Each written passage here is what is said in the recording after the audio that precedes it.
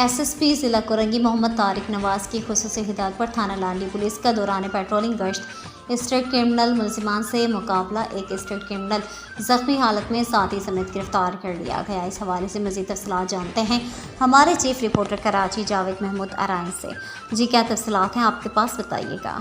जी बिल्कुल, थाना लांडी SHO inspector Rizwan Patel ने पुलिस टीम के हमरा दौरान पेट्रोलिंग गश्त पर मामूर थे। सेक्टर 89 के इलाके में ड्राइविंग लाइसेंस ब्रांच नज़दीक रेती बजरी का अड्डे के करीब दो स्ट्रीट क्रिमिनल मुलजिमान वारदात की नीयत से मौजूद थे। स्ट्रीट क्रिमिनल मुलजिमान ने पुलिस पार्टी को अपनी तरफ आते देखते ही पुलिस पार्टी पर फायरिंग शुरू कर दी।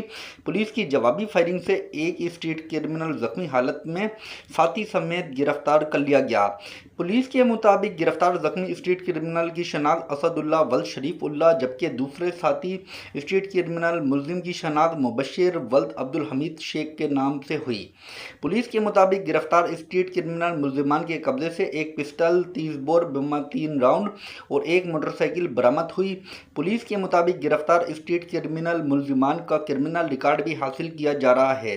पुलिस के मुताबिक जख्मी मुलजिम को जिना अस्पताल रवाना कर दिया गया। मुलजिमान के खिलाफ ज़ाब्ते के तहत कानूनी कार्रवाई अमल में लाई जा रही है।